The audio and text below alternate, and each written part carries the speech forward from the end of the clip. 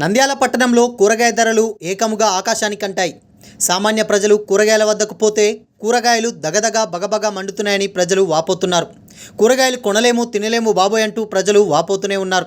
గతంలో కందిపప్పు కొనలేమంటూ 2 టమాటా 4 పచ్చిమిర్చి వేసుకొని చట్నీ చేసుకొని తినేవారని, ఇప్పుడు కూరగాయ ధరలు ఆకాశానికి అంటడంతో ప్రజలు ఇప్పుడు కూరగాయలు కొనలేం బాబోయ్ అంటూ బెంబేలెత్తిపోతున్నారు.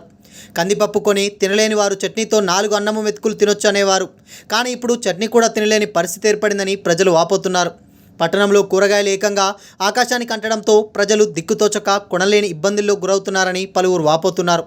మార్కెట్కు 100 రూపాయలు తీసుకొని వెళ్తే చేయి సంచి నిండా కూరగాయలు వచ్చేవని, ఇప్పుడు 500 రూపాయలు తీసుకొని వెళ్ళినా చేయి సంచి నిండా కూరగాయలు రావడం లేదని వాపోతున్నారు. టమాటా పండ్లు 40 రూపాయలు, పచ్చిమిర్చి 100 రూపాయలు, బీన్స్ 150 రూపాయలు, బెండకాయ 30 రూపాయలు, వంకాయ 30 రూపాయలు, దొండకాయ 30 రూపాయలు, ఆకుకూరలు కట్ట 20 రూపాయలు, కొత్తిమీర కట్ట 40 రూపాయలు, మెంతాకు కట్ట 30 రూపాయలు, పుదీనా ఆకు కట్ట 30 రూపాయలు, అల్లం పావు కేజీ 70 రూపాయలు, నిమ్మకాయలు 10 రూపాయలకు 2 ఇలా చెప్పుకుంటూ పోతే కూరగాయ ధరలు ఆకాశానికి అంటాయని ప్రజలు వాపోతున్నారు.